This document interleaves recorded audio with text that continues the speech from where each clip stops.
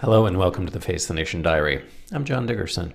It's January 15th and I'm in Burlington, Vermont to interview Bernie Sanders. There are snowshoes on a rack in the lobby of my hotel. It's brisk and I'm surrounded by woolens and fleece. The Democrats debate Sunday, but last night the Republicans knocked lecterns. The big news was the public dissolution of the Donald Trump-Ted Cruz friendship of convenience. They fought over Cruz's eligibility to be president and whether Donald Trump has quote-unquote New York values. It's such a shame when friendships go sour. Debates are more about theater than substance often, and it's on those grounds that I'm going to judge the Cruz and Trump set to. Cruz showed that he could go toe-to-toe with a strong figure like Trump. I'm not going to take legal advice from Donald Trump, he suggested at one point in the back and forth over whether he was eligible to be president. Trump, for his part, delivered a set-piece response to Cruz's attack on New York values.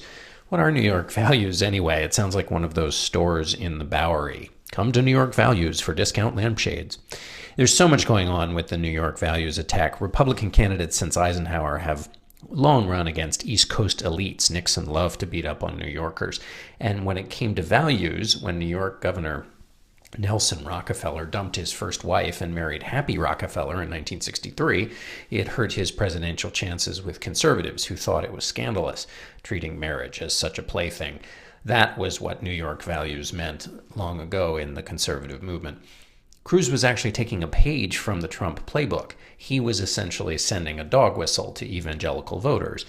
They know what New York values are. It's a dirty place and the cauldron of impure thoughts, and pro-abortion and pro-same-sex marriage, which Cruz said explicitly in the debate.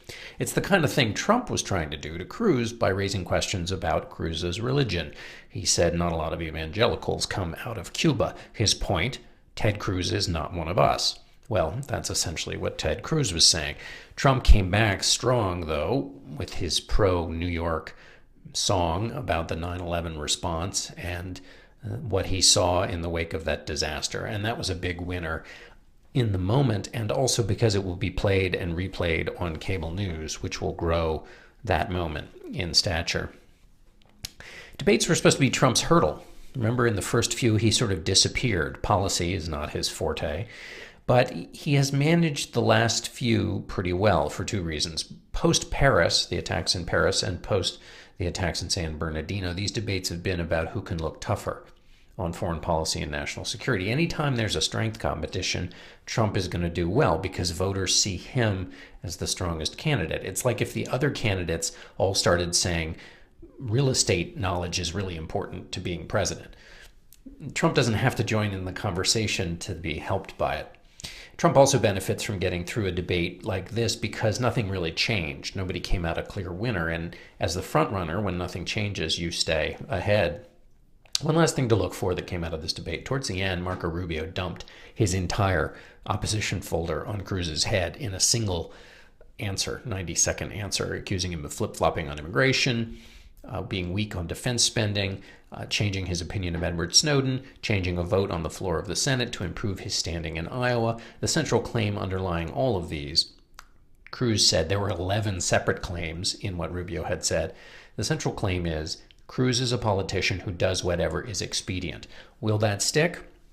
It's a more dangerous attack than the birther one that Donald Trump is trying to raise or has raised. And because it goes right to Cruz's brand, the question is whether it'll actually stick. We got 2 weeks to figure it out before the voting begins in Iowa. For Face the Nation Diary, I'm John Dickerson. I'll see you Sunday on the TV.